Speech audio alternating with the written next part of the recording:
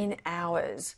But first, you will recall the countless times on this program I've called into question the Albanese government's funding of UNRWA, the United Nations Relief and Works Agency. Now, in the immediate aftermath of the October 7 terror attacks, serious allegations were made that the staff of UNRWA were involved in the atrocities. An investigation was launched and the Prime Minister was shamed into pausing Australia's multi-million-dollar funding of the UN agency. Before the investigation was concluded, though, Labor lifted the bar on funding and the millions flowed again. Well, today, sufficient evidence has linked 9 UNRWA staff with this October 7 attacks, and that's forced this admission of their involvement by the UN and termination, says the UN, of their employment. Joining me now to discuss this and more, Shadow Home Affairs Minister James Paterson. Well, Senator, thank you for your time. I mean, clearly it was a mistake to reinstate the funding before we even got the results of this investigation. Clearly now the Prime Minister only has one option, doesn't he? That's absolutely right, Peter. The Prime Minister has nowhere to hide. He was warned that his decision to increase funding for UNRWA while it was under investigation for its employees being complicit in the worst atrocity against the Jewish people since the end of the Holocaust was a massive risk. He was warned that Australian taxpayer dollars could ultimately go to an organisation that employs terrorists. And we begged him not to resume that funding because of this risk. But he and the Foreign Minister ignored that advice, ignored those warnings, resumed that funding, and now they are complicit in funding an organisation that itself has admitted it employed at least 9 people who participated in the 7th October atrocities. Now, that's offensive at any time, but right now, when Australians are struggling with the cost of living, when taxpayers work very hard for their money, I think it will be utterly offensive to most Australians, the idea that their hard-earned money is being sent to an organisation that employs terrorists in Gaza.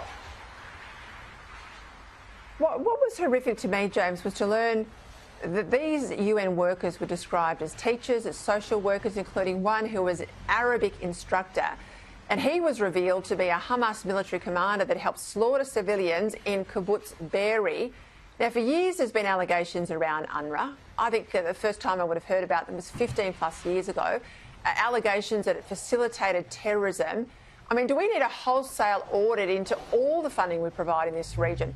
Because if you can't trust the UN, who do you trust?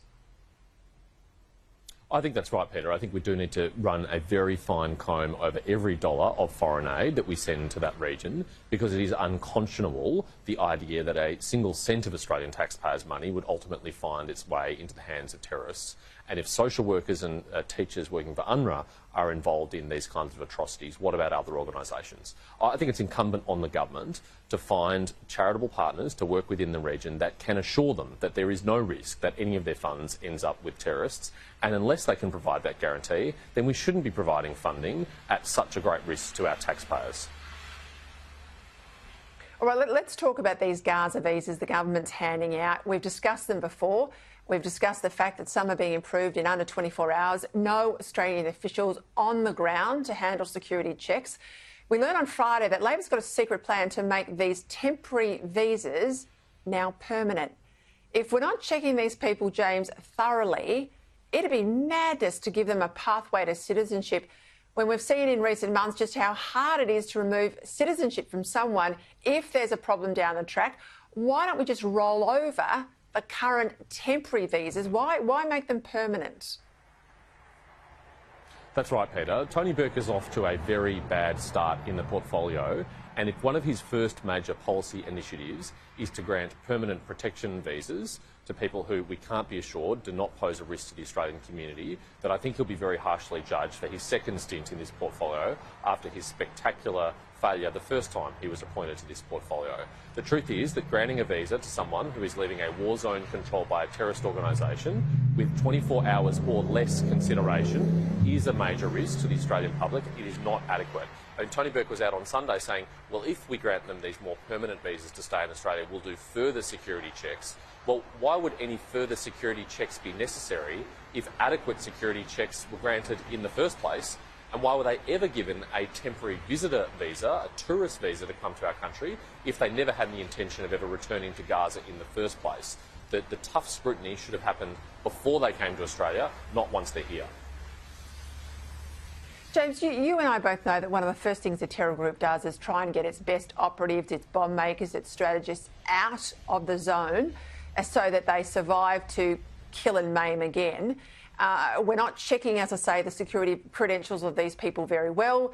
There's concern about their bona fides, that they're even travelling on the right name. They're coming with papers from the Palestinian Authority. I mean, give me a break. Once they are here, we lose them in the community very rapidly. This is a massive risk to Australians. Well, that's right. And even if not a single terrorist makes their way as part of this cohort into our country, you can bet your bottom dollar that there will be many supporters of Hamas within this cohort. Your colleague Sherry Markson identified at least one through a desktop social media search when these visas were first granted. If she can find one, I bet there's many in there. And after the surge in anti-Semitism since the 7th of October in our country, the damage to social cohesion that has been done, do we really think it's a good idea to bring any more supporters of Hamas to Australia and to allow them to stay on a permanent basis? Frankly, I don't think so, and I don't think the Australian people would agree either. James, they've gutted the Home Affairs portfolio. They've thrown the security chiefs out of the National Security Committee. They've sacked the head of the Home Affairs Department. They've got this gaping hole, I would argue, here on the security of visas. You make the point, even if they're not terrorists in Australia, they could well be sympathisers. They could also be fundraisers for Hamas. That has happened before. Money left Australia for Islamic State. Young people here were radicalised. I mean, this is cack-handed management by Labor.